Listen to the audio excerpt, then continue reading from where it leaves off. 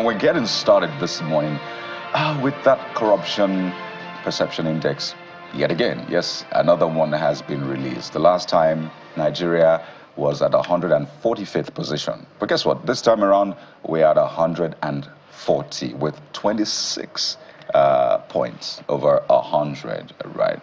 And this morning, we want to get into some of the issues that have placed us in that position, because some would say, why aren't we top 10, for example, or top 20, right? So what exactly are the issues and what do we need to fix? We have joining us on the show this morning, the Director of Public Enlightenment and Education, the spokesperson of the ICPC, Mr. Demola Bakare, joining us from our Abuja studio, as well as the Country Director, ActionAid Nigeria, Mr. Andrew Mamedu. Gentlemen, good morning and welcome to the Morning Brief. Thank you, Clarion. Good morning. Good morning. Naturally, I'll come to you, Mr. Bakare. 140, okay. I mean, globally, when we could be doing way better. What do you really see when you see these figures, particularly with the work that the ICPC has been trying to do? 140, 26 over 100. Certainly we could do better, Mr. Bakare. Yes, there's always the room for improvement. We certainly can do better. But we do not feel discouraged. In fact, we feel that we should resharpen our strategy. We should do more. So it's a clarion call for us to do more and to intensify all the efforts that we have been making. I mean, to see that corruption is seriously reduced in Nigeria. So it's a clarion call for everybody. It's not just government, private sector, public sector, everybody in Nigeria to do more. And for some people that takes pride in bad-mouthing, they emphasize only the bad to do less. Because corruption perception index is perception. It's what you see, what you say. It's what you is amplified much more. That is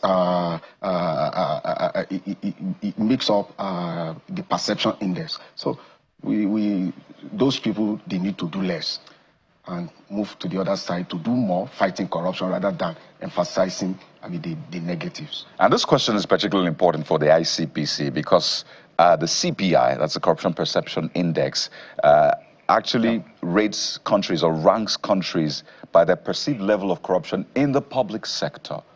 And I know the ICPC has done survey ranking the judiciary, for example. So does this reflect your own, would I say perception now, the data that you have on corruption in Nigeria, particularly in the public sector? Is this a reflection, or you think Nigeria can do better, or even Nigeria is worse based on your own survey? So let's match it up. Does this reflect what you already know about the system or not? The two surveys, as far as I'm concerned, they are saying practically the same thing. The emphasis is, what are we doing? Are we doing anything at all? I mean, the impact of what we are doing now may not be immediate, but are we doing what can reflect positively in the nearest, future? That is the call. It's a clarion call. Our own survey here, the Corruption Perception Index by TI, they are practically saying the same thing, that more still needs to be done in order to be able to overcome the problems or the challenges of corruption. So they are saying practically the same thing as far as I'm concerned.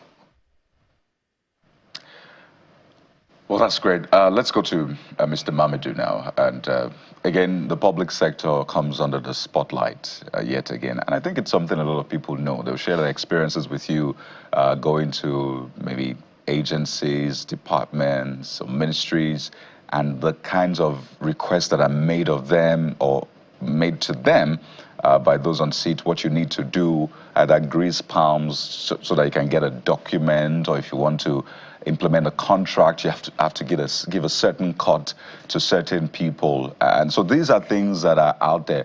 But this latest ranking of Nigeria, how do you view it? Perhaps your opening comment as well. Yeah, thank you very much, Heidi. I think, like you started, supposed to be a problem known, it's a problem half solved. So we understand where the challenges are, and it's either we're in denial or we know and we are not doing enough.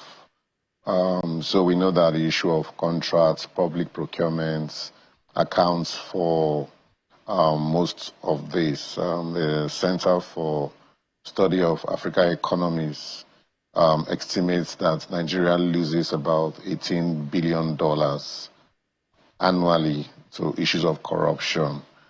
Our budget estimate for this year, that is still going through the process of appropriation, is about thanks to of that. So that means that annually we lose about that amount.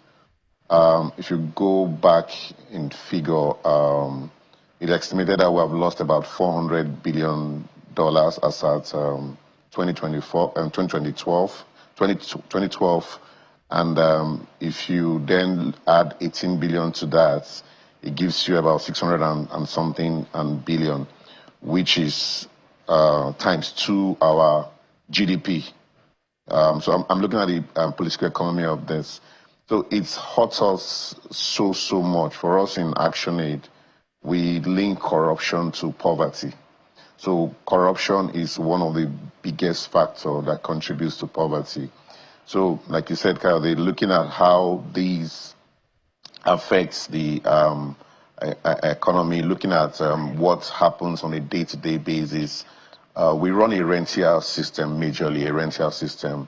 Somebody can just get a contract without lifting a hand, sell that contract. So sometimes we pretend as if we do not know, but we are aware that when you have constituency projects, some of these contracts are sold. You hear of people asking for jobs in public sector and saying, bring 2 million naira, bring 3 million naira. These things are known. They are our daily occurrences. And so if we know that these are our daily occurrences, institutions like ICPC, EFCC, they are doing trying a bit around it, but definitely a whole lot needs to be done. It's something that is hurting us as a country. If we want to get the 1 trillion economy, so like I said, 600, imagine 600 and something billion that would have left this shores of this country. Most of it leaves. Some of those monies still stay behind, and in terms of estates and real estate and all of those businesses and all of those. But most of this money leaves the shore of this economy. Maybe we definitely would have gotten to the 1 trillion economy way before now. But clearly, for us to get there, deal with the issue of poverty, those are the main things we need to look at and respond to. All right, let me stay with you for a moment. You've raised a very important issue, and it's a direct question. And that has to do with how do we, because you are saying that this is known, literally. We all know what's going on. We can't pretend not to know what's going on. So how do we now dismantle this quote-unquote institutional complicity in driving corruption from the executive to the legislature across board that you've said? And that question comes to both of you, but let me start with you first. Okay, so the first thing is, okay, we know that. The second thing is we have institutions that are supposed to be responding to this. So these institutions should be given all the power, all the resources they require to do this. We know that citizens also have a role to play in this. The whole whistleblowing, there are websites, for instance, practical things like I just paid a bribe that you can use to say, oh, somebody just paid a bribe to this person. Because I think the challenge is when government decides to act on a particular case, they go hard on, they pursue it, and they prosecute it. When government looks the other way around, then nothing happens. So if government does not try to make scapegoat of a few persons, but pursue and deters those kind of people, it deters those kind of people. Corruption, the incentive to be corrupt is very high in the country. So we need to identify those incentives. So the whole from political participation. So imagine you are selling forms for 50 million. What does that tell you? It's a governorship form for 15 million. What does that tell you? It means that if you do not have 15 million, you cannot be a governor. So those are incentives for corruption. Those are things that will make you look for 15 million.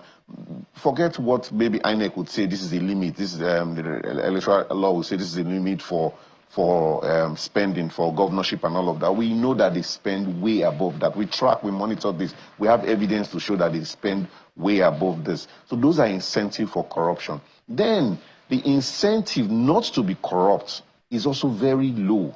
Do we recognize those people that are doing very well and reward them and praise them? Can a civil servant say that 70,000 can actually, some person that gets 70,000, we're able to take them home? Even someone that earns 200,000, 300,000, would that be able to, a director earns less than $1 million or there? So how would that be able to cater for their need as a family? Would that be a propensity for them to be corrupt? So those are the practical things we need to look at. And I come back again. The body language of the chief executive officer, this time around, our President Tinubu, is very critical. If he decides head on and say, this is one of my key agenda, and these are, so take some 1, 2, 3 scapegoats, and we have examples. Let's not go back to history. We have examples of even current ministers that have been removed and how we are dealing with them.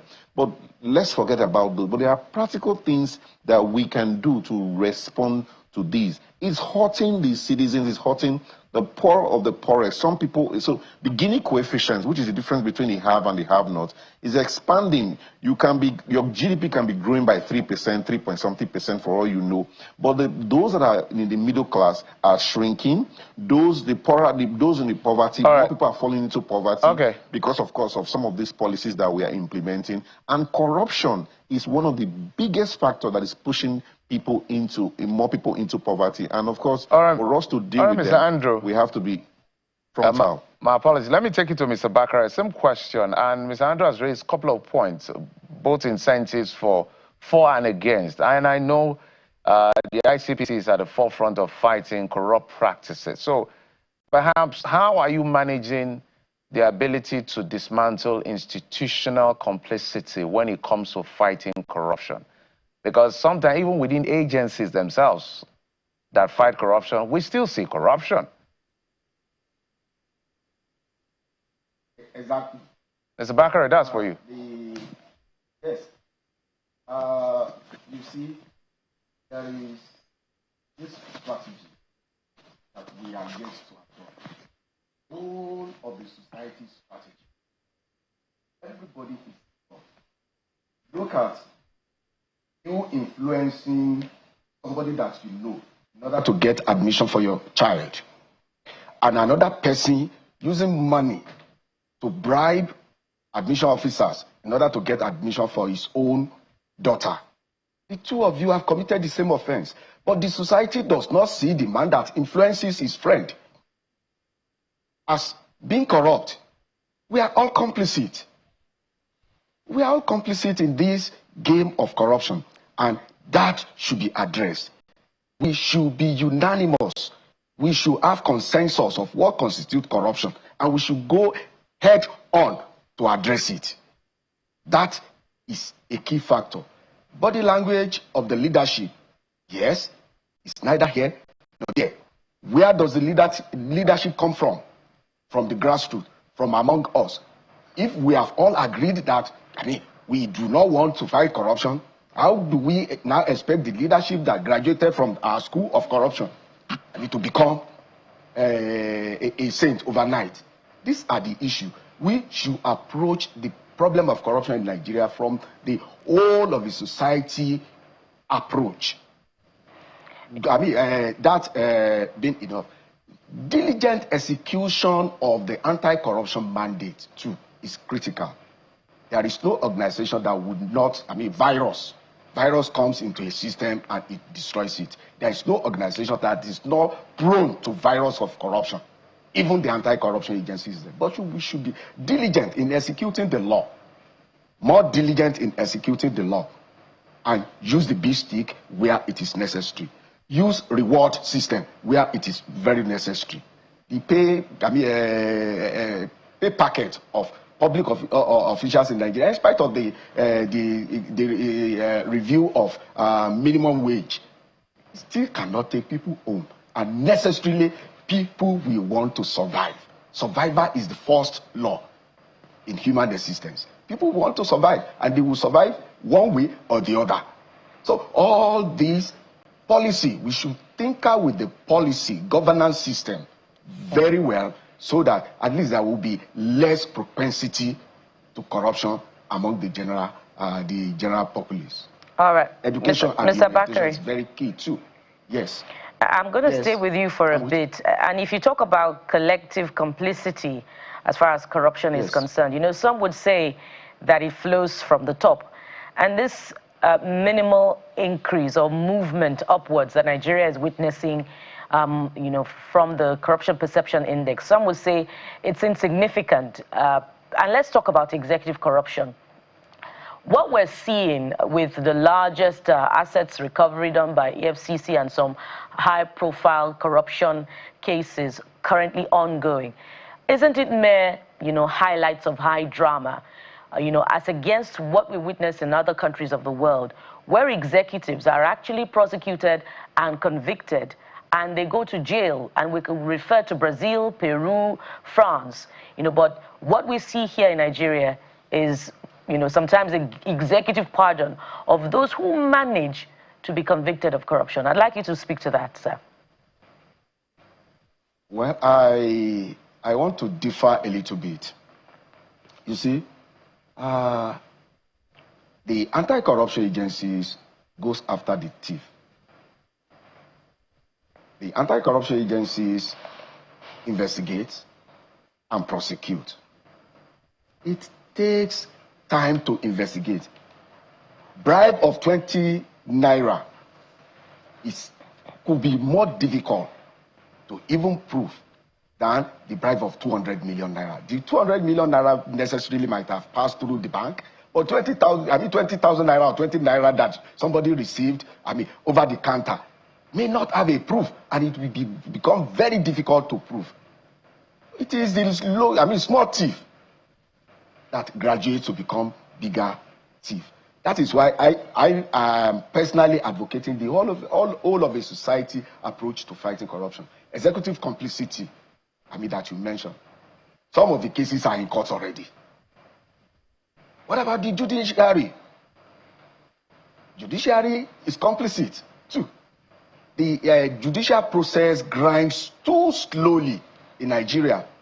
That some of the anti-corruption agencies, for instance, ICPC, when we find out, okay, a constituency project that ought to have been distributed 2 years was being manipulated to be, to be diverted by a particular member of parliament.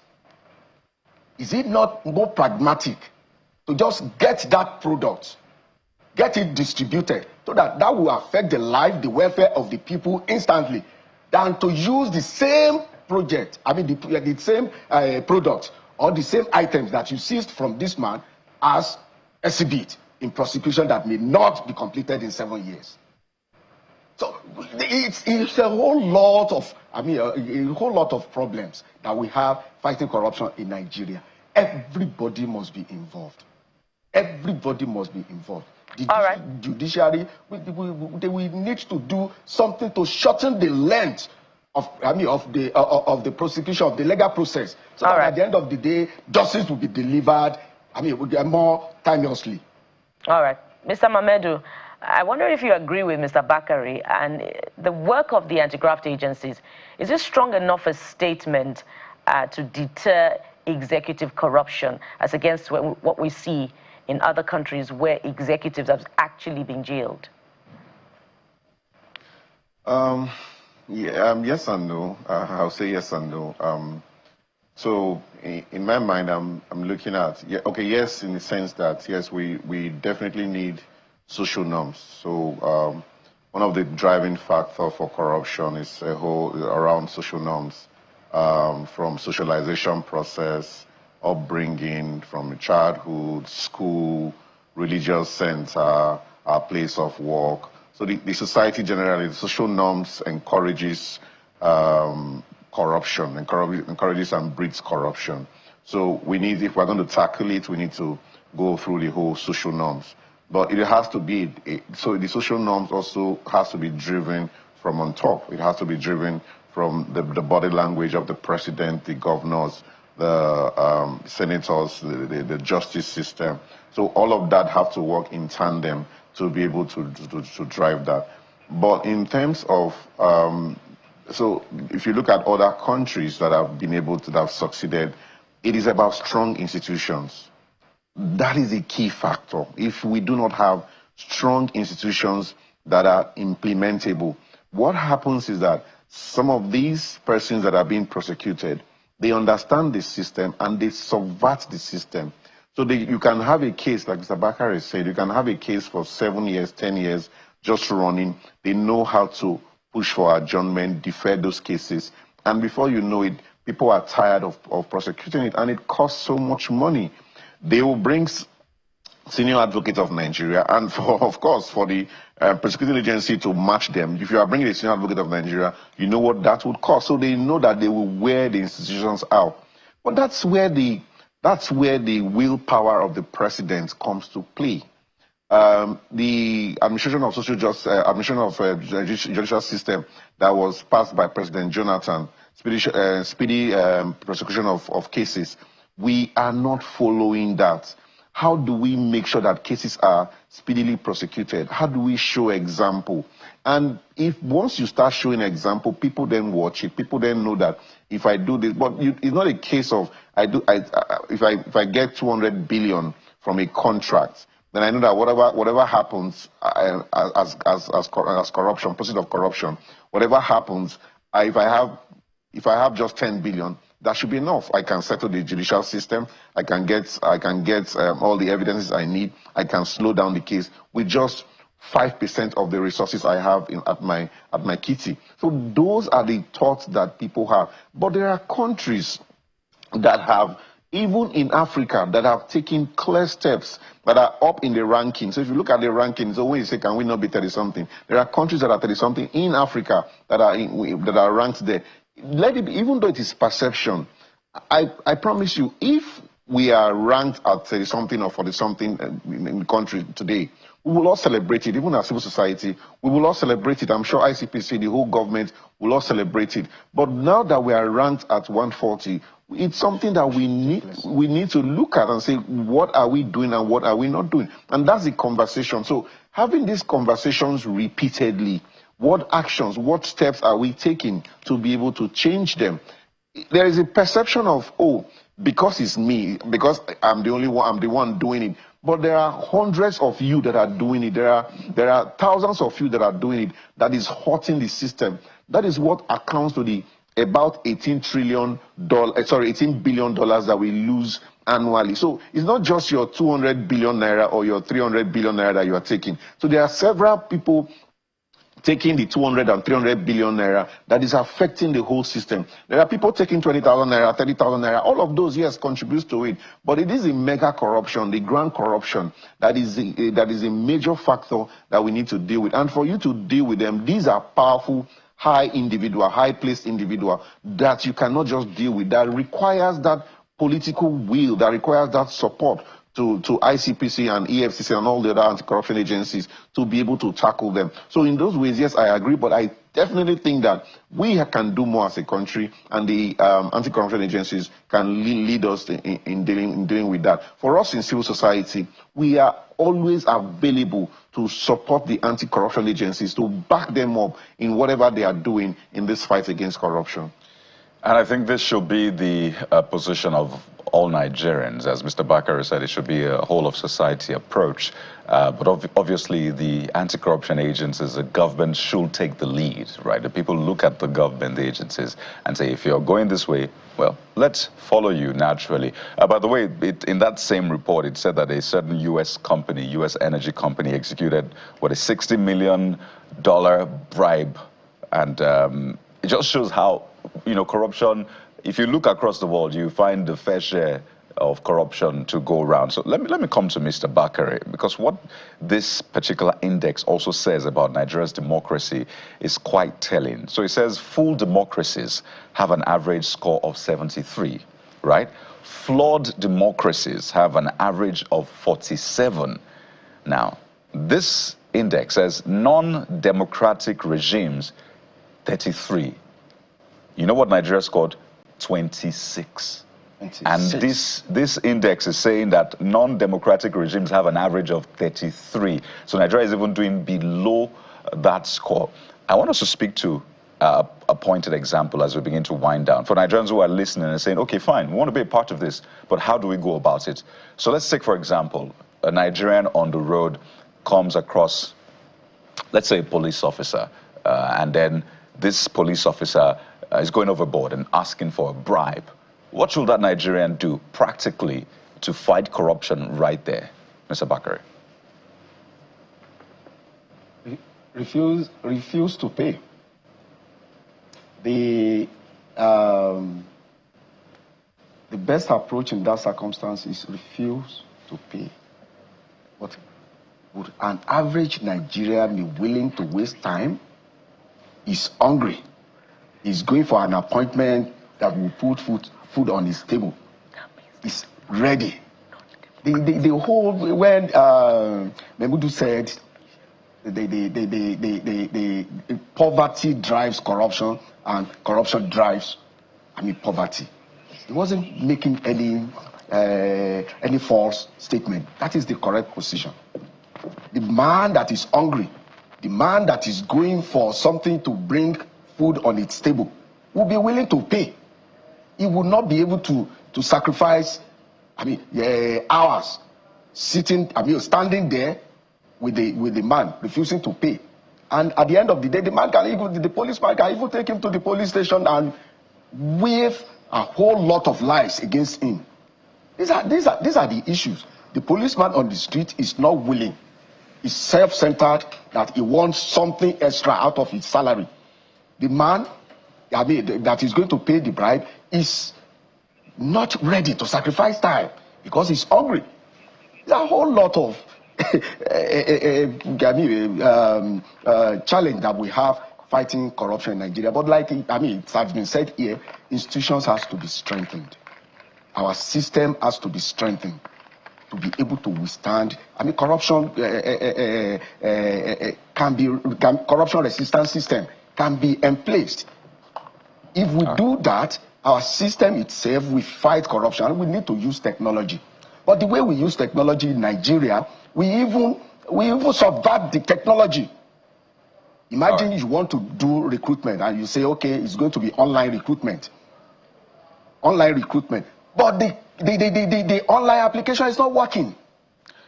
People find it difficult to access the portal. All right, Mr. Bakare. They are not working, and behind the door, some people are now using, pen and paper application in order to do the same thing. You have manipulated the system, even though you said the system is digital. Well, Mr. Bakare. So the technology, yes.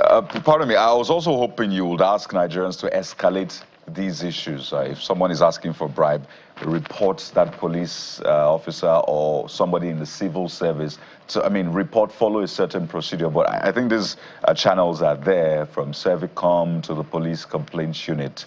But I also want us to put that in the conversation. But we have to thank you so much. Mr. Demola Bakare, Director of Public Enlightenment and Education, is a spokesperson for the ICPC. Thank you so much for your time. Of course, I would always be coming to you from time to time to track the work you're doing. And we've also been speaking with the country director, ActionAid Nigeria, Mr. Andrew Mamedu.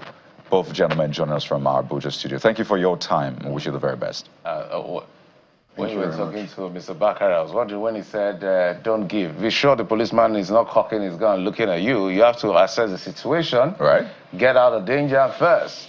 Because we've heard a police officer once said in Lagos that, some of these people can't speak English properly, so just be careful. A police officer who is now a commissioner, I'm telling you, I heard it all, like, did I hear him well? But he was simply saying the truth. That some of these guys are not that educated. They may not have the tolerance level for some of these things. So you weigh and assess the situation, get yourself out of danger. That's some of the things I expected him to say. Then we can escalate it. Don't go and kill yourself over nothing. I think it goes without saying, really. So let's, of course, be watchful out there. But it's time for us to take trends. There's been a video making the rounds about a student and a lecturer in a university. Well, Bukola has the major trends for us at the moment. So stay with us right here. We'll be right back.